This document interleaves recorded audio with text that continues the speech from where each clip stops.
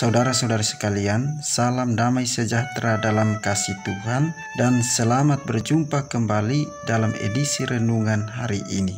Hari ini Kamis 10 Juni 2021, pekan biasa ke-10. Referensi renungan hari ini diambil dari surat kedua Rasul Paulus kepada jemaat di Korintus, bab 3 ayat 15 sampai dengan bab 4 ayat 1, ayat 3 sampai dengan 6. Dan bacaan Injil diambil dari Injil Matius bab 5 ayat 20 sampai dengan 26. Saudara-saudari terkasih, perintah Tuhan dalam hukum Taurat mengatakan, jangan membunuh. Siapa yang membunuh harus dihukum. Dalam hal ini, membunuh adalah tindakan fisik menghilangkan nyawa seseorang. Perbuatan membunuh melanggar pri kemanusiaan dan merusak martabat manusia sebagai ciptaan Tuhan. Di balik perintah itu, terkandung suatu prinsip ilahi bahwa Tuhanlah sang pemilik hak atas hidup dan mati. Oleh karena itu, manusia harus senantiasa menjaga dan menghargai hidupnya sendiri dan hidup sesamanya. Pengakuan akan hidup ini mendapat tekanan utama dalam seluruh pengajaran Yesus.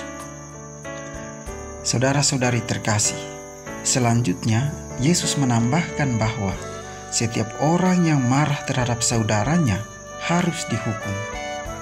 Karena bagi Yesus, amarah dalam hati adalah akar dan kebencian yang bisa membunuh secara psikis. Bukankah berarti kebencian akan melahirkan dendam yang bisa berujung pada pertikaian dan pembunuhan secara fisik? Yesus menegaskan bahwa bukan hanya tindakan membunuh yang disebut sebagai dosa, akan tetapi marah terhadap sesama, berkata kepada sesama manusia sebagai kafir atau jahil, sudah dikategorikan sebagai pembunuhan. Mungkin sekarang dikenal dengan istilah pembunuhan karakter. Artinya, baik pembunuhan maupun kemarahan merupakan pelanggaran terhadap hukum Taurat yang ke-6. Sikap demikian adalah sikap yang merendahkan sesama manusia yang merupakan gambar Allah dan tidak manusiawi. Sebab sikap sedemikian turut menghina Sang Pencipta.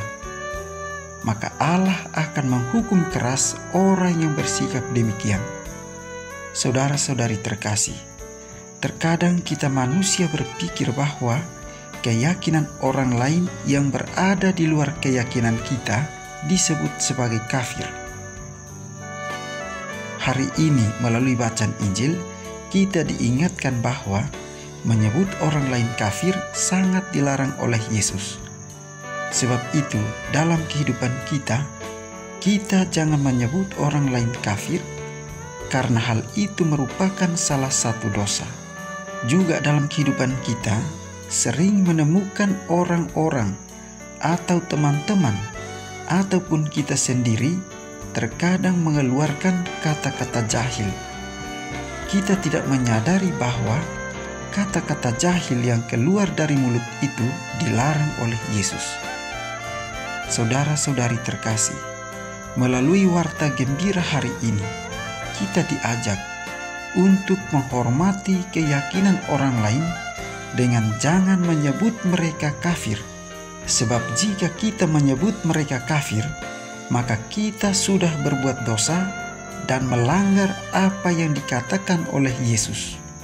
Kita harus sadar bahwa kata-kata jahil yang keluar dari mulut kita itu adalah sebuah dosa yang mana hal itu dilarang oleh Allah. Sebab itu kita harus menghormati keyakinan orang lain, dan dalam kehidupan kita hendaknya jangan mengeluarkan kata-kata jahil. Saudara-saudari terkasih, selanjutnya kita diingatkan agar antara memberikan persembahan kepada Tuhan dan berdamai atau berelasi dengan sesama merupakan dua hal yang tidak boleh dipisahkan, tetapi harus berjalan seiring. Kita harus memiliki hati yang bersih dan damai saat berdoa dan menyembah Tuhan. Bagaimana bisa berdoa memohon pengampunan dari Tuhan jikalau hati kita belum bisa mengampuni sesama? Mengasihi Tuhan itu tentunya harus juga menghantar orang untuk mengasihi sesama. Ingatlah, memupuk kemarahan dalam hati kita akan meracuni pikiran dan tindakan kita. Kemarahan dapat menyebabkan kita kehilangan kendali diri dan berbuat apa saja pada orang lain. Kita perlu belajar mengendalikan diri agar dapat meredam kemarahan dan tetap tenang. Itulah kunci kemenangan kita atas kemarahan. Kita pun berdoa kiranya Tuhan senantiasa memberkati kita.